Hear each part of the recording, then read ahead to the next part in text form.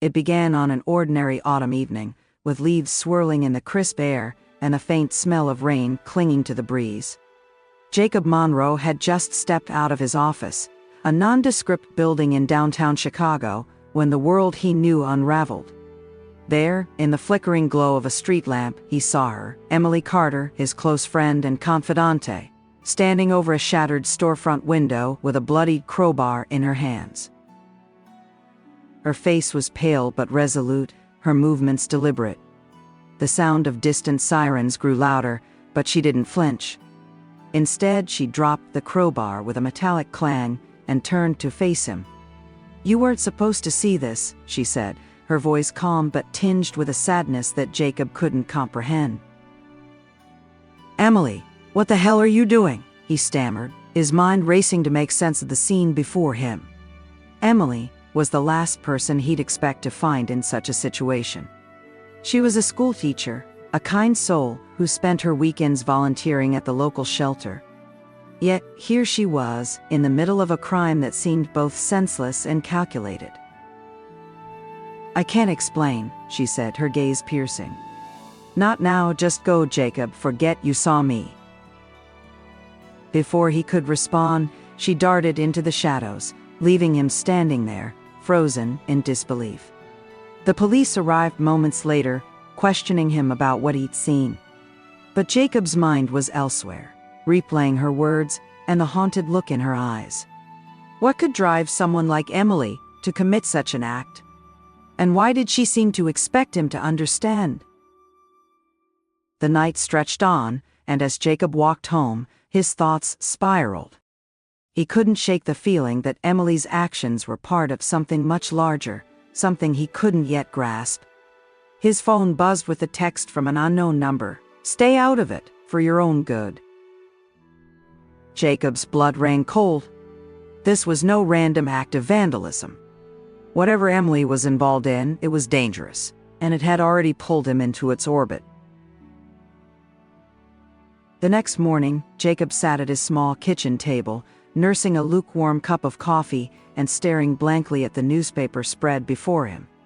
The headline blared, "Mysterious Break-in Shocks Local Community." He scanned the article, but it offered little more than a rehash of what he already knew. The authorities were investigating, but no suspects had been named. Jacob's mind wandered to Emily. He'd known her for nearly a decade, ever since they met at a book club hosted by a mutual friend. She was witty, compassionate, and fiercely loyal, qualities that had drawn him to her. But now those memories felt like pieces of a puzzle that no longer fit together. The sound of his phone buzzing broke his reverie. He glanced at the screen, another unknown number. Reluctantly, he answered. "Jacob Monroe," a distorted voice asked. The static on the line made it hard to decipher. "Who is this?" Jacob demanded. "If you want to stay alive, you'll drop this," the voice said before the line went dead. A chill ran down his spine. Dropping his phone onto the table, he tried to steady his breathing. This wasn't just about Emily anymore. It was something bigger, more sinister. But why him? What had he done to deserve a warning? As the day wore on, Jacob's curiosity deepened. He decided to visit Emily's apartment, hoping to find answers. Her place was a modest one-bedroom in a quiet neighborhood. He knocked, but there was no response. Peering through the window, he saw her living room in disarray, books scattered across the floor, cushions torn open, and drawers emptied. Someone had been there, and they were looking for something. Jacob stepped back, his heart pounding. This wasn't just a break-in. It felt calculated, purposeful. He had to find Emily before whoever was after her did. But first, he needed help. His mind raced through his options. There was only one person he trusted enough to confide in: Claire, his younger sister, and an investigative journalist. If anyone could help him uncover the truth, it was her. Jacob arrived at Claire's apartment just as the sun was setting. Her place was an eclectic mix of organized chaos, with books, files, and coffee mugs scattered across every surface. Claire was sitting at her desk, typing furiously, when he entered. She looked up, her sharp green eyes narrowing at his unexpected visit. "Jacob," she said, pushing her glasses up the bridge of her nose. "What's going on? You look like you've seen a ghost." Jacob hesitated, unsure of how to begin. "It's Emily," he said finally. She's in trouble, and I think I might be too." Claire's expression shifted from curiosity to concern. "What kind of trouble?" He recounted everything: the shattered window, the crowbar, the cryptic warning text, and the state of Emily's apartment. As he spoke, Claire took notes, her face growing grimmer with each detail. "This doesn't sound random," she said when he finished. "Emily's actions, the warning you received, it's all connected, but to what?"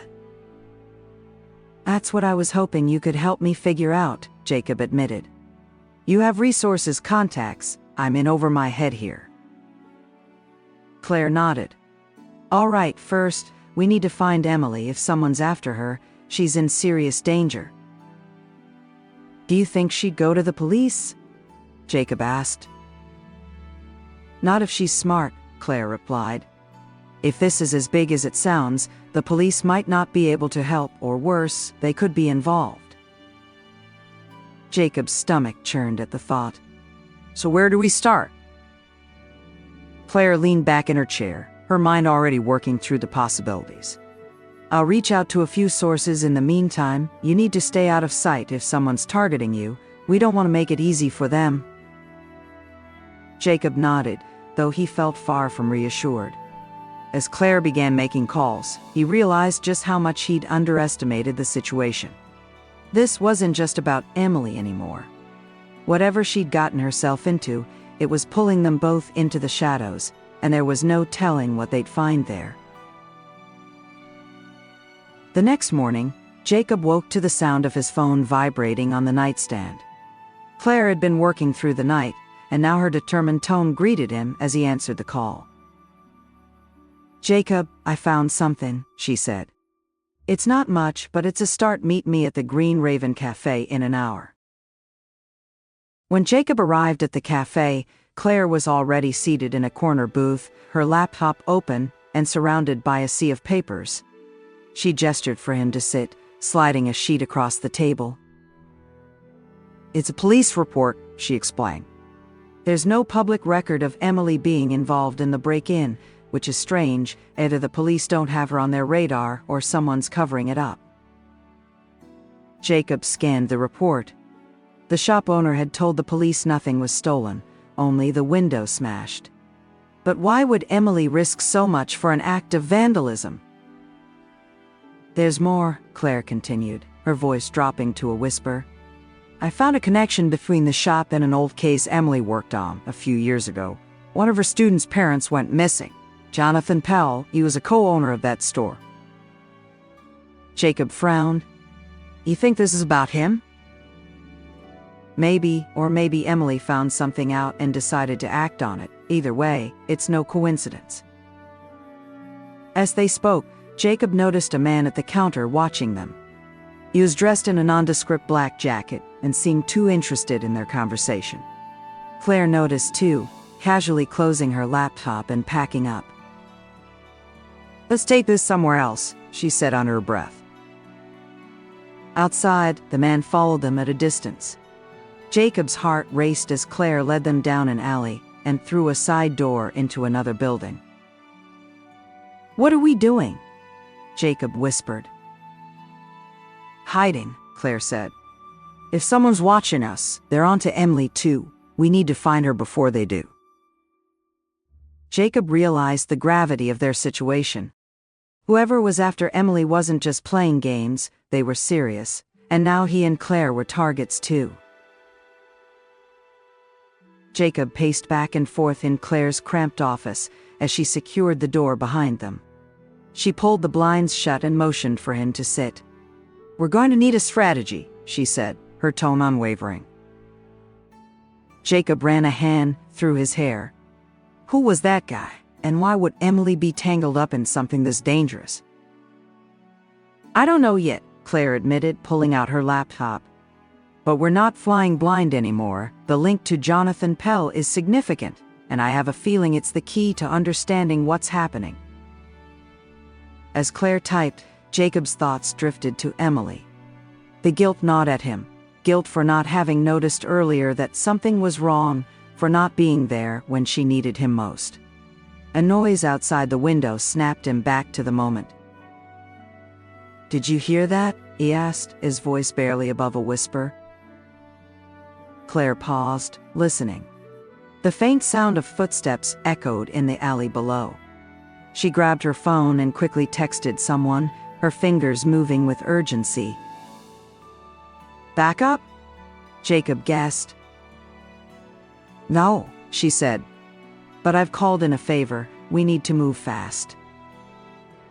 Before Jacob could ask more, her laptop pinged with a notification. Claire's eyes scanned the screen, her expression darkening. "This is bigger than I thought," she murmured. "What is it?" She turned the laptop to face him. On the screen was a web of connections, business ties, emails, and encrypted messages. At the center was the name of a company Jacob didn't recognize, Perennial Dynamics. "Perennial Dynamics?" he asked, squinting at the name. "They're a biotech firm," Claire explained.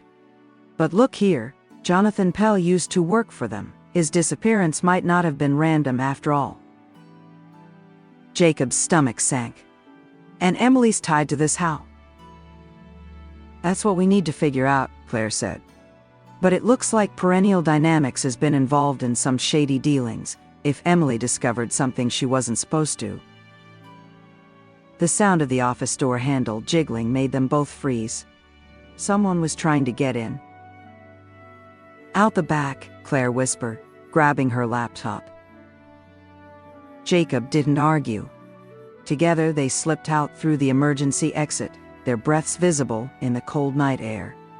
As they disappeared into the shadows, Jacob couldn't shake the feeling that they were running out of time to save Emily and themselves.